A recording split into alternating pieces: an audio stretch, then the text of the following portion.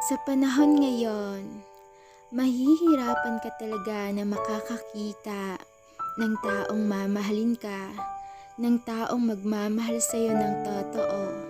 Kasi pwede nilang sabihin sa'yo na mahal ka, pwede nilang sabihin sa'yo na ikaw lang at wala ng iba, pero hindi naman pala ipapadama. Maaring sinasabi niya na sobrang mahal ka niya, pero ang aksyon na ginagawa niya ay sinasaktan ka lang niya. Sinasaktan ka hanggang sa maubos ka na. Kaya ikaw, kung nakatagpo ka ng isang tao na handang piliin ka, kahit sobrang labo na ng relasyon yung dalawa, ikip mo siya. Huwag mong hayaan na mawala pa.